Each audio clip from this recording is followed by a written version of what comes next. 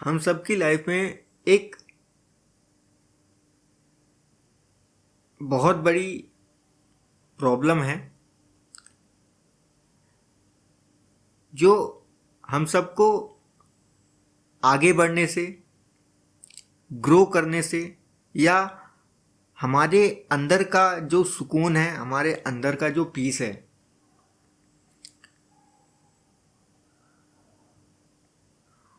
उसको कम करता है, उसमें रुकावट लेके आता है, उसको ख़त्म करता है, हमें बेचैन बनाता है तो बहुत छोटी सी चीज़, बट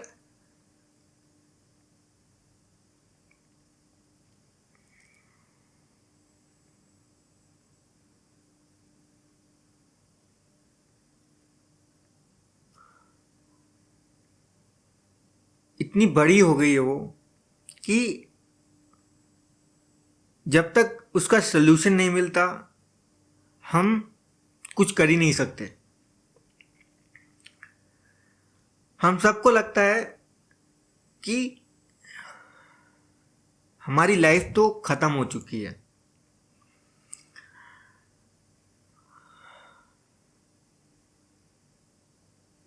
हम अपनी लाइफ में स्टक हो गए हैं, हमारी लाइफ कितनी झंड है यार। ऐसे थॉट्स आते हैं, मेरे मन में भी कई बार आते हैं और आई नो ये सभी के साथ है, सबके साथ होता है। मेरे आसपास के लोग भी हैं, वो भी कई बार मुझसे बोलते हैं।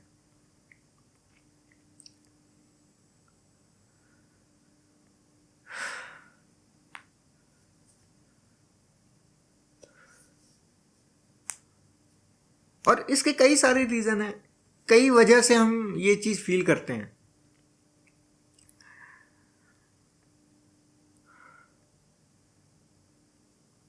हम किसी इंसान को चाह रहे हैं, वो हमसे वैसा बिहेव नहीं कर रहा है,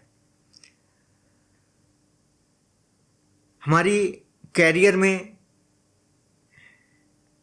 बहुत ज़्यादा एक्सपोनेंशियली ग्रोथ नहीं हो रही है, हम अपने फैमिली के लिए बहुत ज़्यादा चीज़ें नहीं कर पा रहे हैं, या जो भी हम चाह रहे हैं वैसा हमारे अकॉर्डिंग नहीं हो रहा है। तो हमारे मन में कई बार ये फीलिंग आती है कि यार हमारे साथ ही ऐसा क्यों होता है, हमारी ज़िंदगी तो एकदम खराब ही हो चुकी है।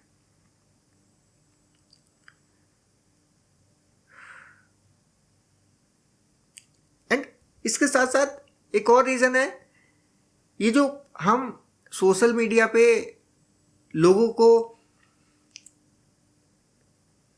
महंगी महंगी चीज़ें खरीदते हुए हमेशा पॉजिटिव देखते हैं, हमेशा अच्छा देख देख ये जो लोग हैं जो हमें सिर्फ हमेशा अच्छा दिखाते रहते हैं, ये भी एक वजह है हमारे इस सिचुएशन की, हमारे इस थॉट की।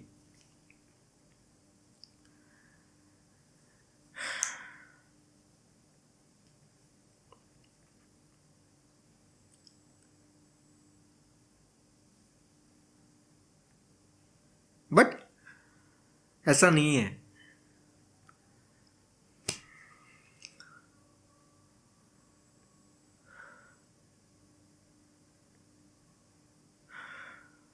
और इसका सलूशन ना मैं आपको,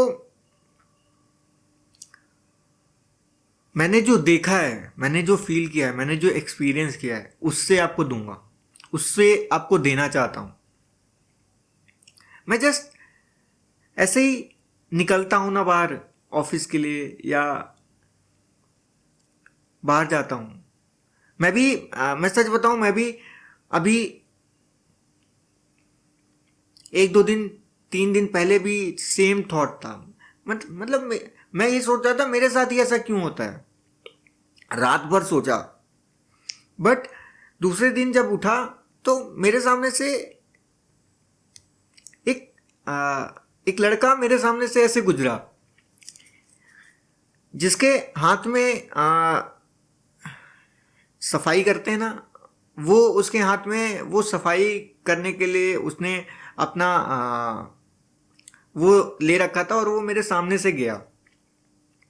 उसकी पर्सनैलिटी मेरे से कई ज़्यादा अच्छी थी, उसका हेल्थ, उसकी बॉडी मेरे से कई ज़्यादा अच्छी थी, वो देखने में मेरे से ज़्यादा एजुकेटेड था। बट वहाँ पे, सॉरी, एजुकेटेड का मुझे नहीं पता, बट वो बहुत ही देखने बोलने में उसकी पर्सनैलिटी बहुत ही ज़्यादा अच्छी थी मेरे से। बट मैं कुछ देर के लिए वहीं खड़ा हो गया और मैं उसको देख रहा हूँ कि वो क्या करने जा रहा है, क्योंकि जो मैंने देखा वो मेरे लिए उस पर बिलीव करना थोड़ा सा मुश्किल था।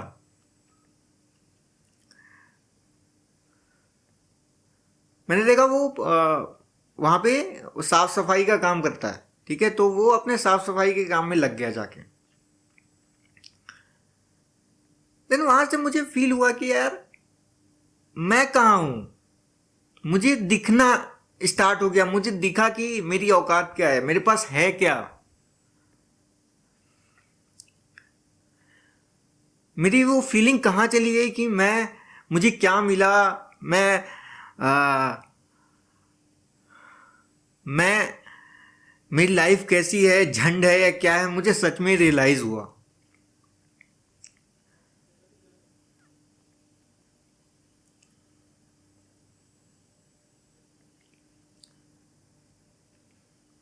और मुझे ये फील हुआ कि यार ये लड़का यहाँ पे नहीं होना चाहिए था।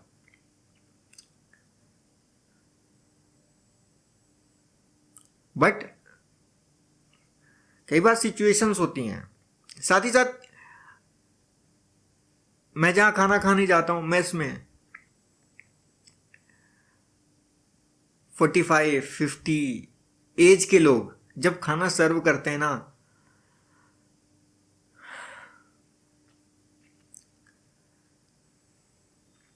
पूरे दिन मेहनत करते हैं, तो ऐसा फील होता है ना कि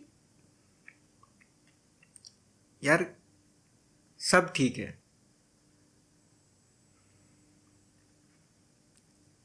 क्या लाइफ है तुम्हारी, क्या लाइफ है तुम्हारी। या फिर ऐसे लोगों को देखता हूं जो शरीर से डिसेबल हैं,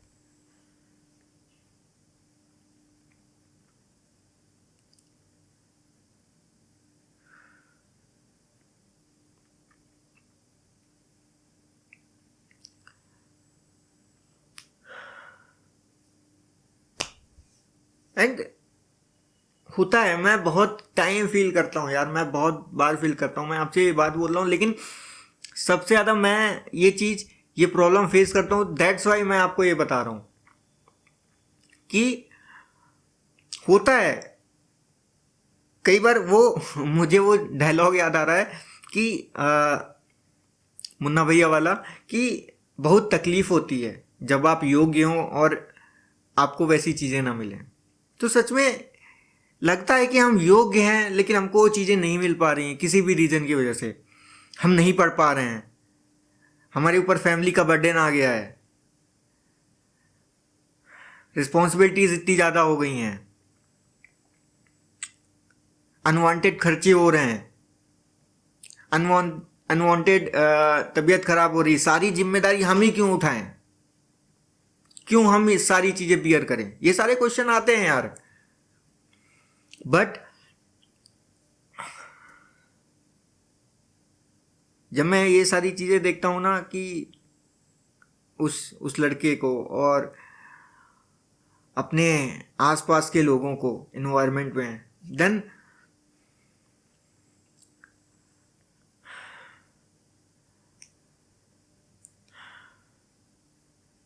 एंड हमारे पास तो मुन्ना भैया वाला हथियार नहीं है, हमारे पास सिर्फ एक हथियार है, और वो है पेशेंस। और चीज़ों को समझ के आगे बढ़ते रहना, गिव अप नहीं करना।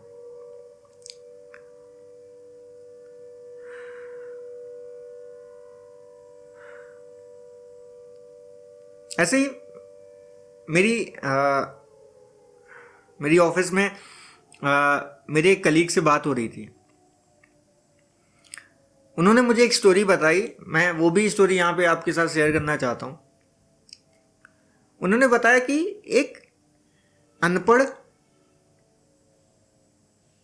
बाप था, फादर थे, अनपढ़ अनपढ़ पिताजी थे जिन्होंने ज़्यादा पढ़ाई नहीं की थी, बट उन्होंने अपने बच्चे को बहुत ही मेहनत से, बहुत ही स्ट्रेटजी के साथ, बहुत ही ज़्यादा लोगों से बचा के, सारी चीज़ों से बचा के अपने बच्चे को पढ़ाया, आगे बढ़ाया। और भगवान की दया से उनका जो बच्चा था, उनकी मेहनत सफल आई, उनका बच्चा आईएएस बन गया। तो आईएएस है, आईएएस से कई सारे लोग मिलने जाते हैं अपने काम के लिए, बहुत सारी चीज़ें होती हैं। तो एक दिन क्या हुआ कि गांव से उसके जो पिताजी थे वो भी उससे मिलने गए।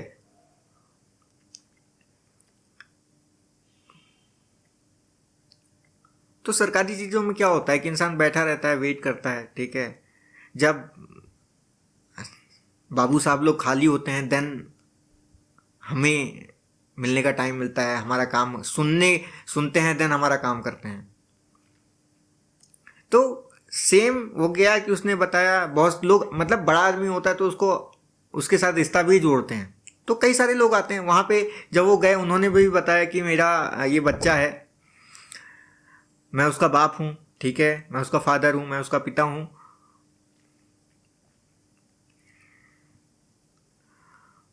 तो जो वहाँ पे मतलब उसके ऑफिस के लोग होंगे, उन्होंने सोचा कि ऐसे ही है, ठीक है, ऐसे ही बोल रहा है, ठीक है, बहुत सारे लोग बताते हैं।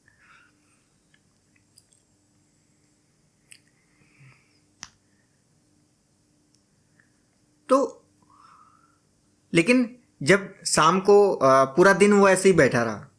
जब शाम को उसके निकलने का टाइम हुआ, उसका जो बेटा था आईएएस था, उसके निकलने का टाइम हुआ, तो वो जब निकला, उसने देखा उसके पिताजी वहाँ पे बैठे हुए थे।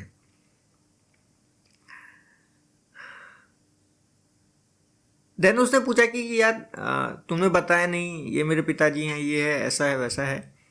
तो उन्होंने वो चीज़ बताई कि मुझे लगा अनपढ़ इंसान है, ठीक है, और पढ़े लिखे नहीं हैं, ठीक है। बहुत सारे लोग बताते हैं कि आपके इस वजह से हमने बिठा के रखा और आप बिज़ी थे। तो वहाँ पे उसने एक बात बोली कि आज जो तुम मुझे यहाँ पे देख रहे हो ना, जो मैं यहाँ पे बैठा हूँ, ये इस अनपढ़ इंसान की बदौलत है।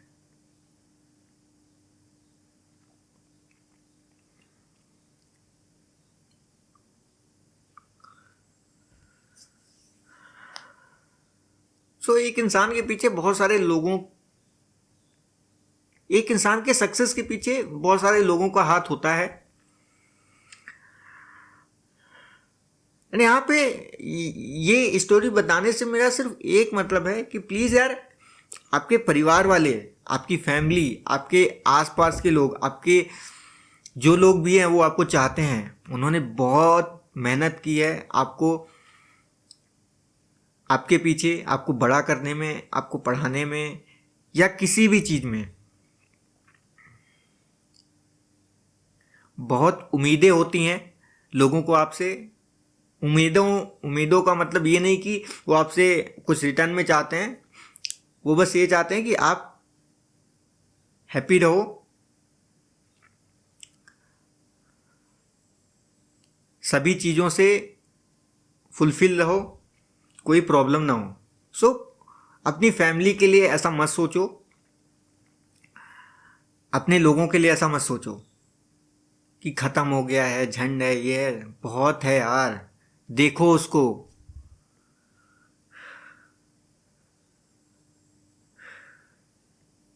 अपनी फैमिली को याद करो,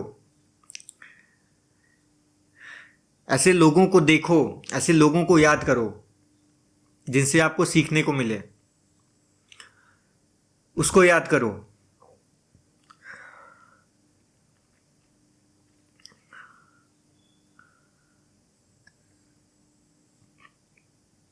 एंड जैसा कि मैंने आपको पहले ही बताया कि मैं भी बहुत सारी चीज़ें ये सोचता हूँ, बहुत सारी निगेटिविटी होती है, बहुत बार स्ट्रगल करता हूँ इन सब चीज़ों से। बट ये जो आप मेरे अंदर पॉजिटिविटी देख रहे हो ना, ये जो मैंने बताया इन्हीं सब चीज़ों की वजह से है। और साथ ही साथ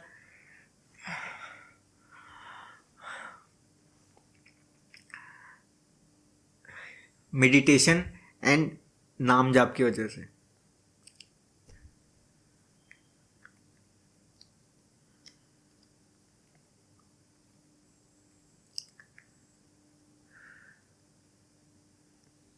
एक और वीडियो बिना किसी स्क्रिप्ट, बिना किसी कट्स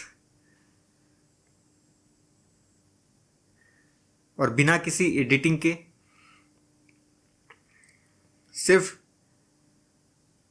दिल में जो बातें हैं, जो एक्सपीरियंस है, वो आपके साथ शेयर कर रहा हूँ।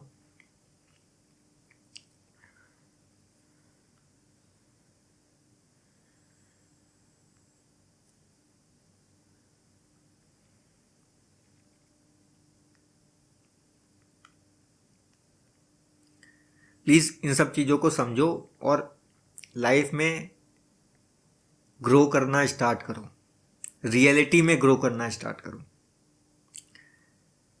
मिलेंगे एक और किस्से के साथ।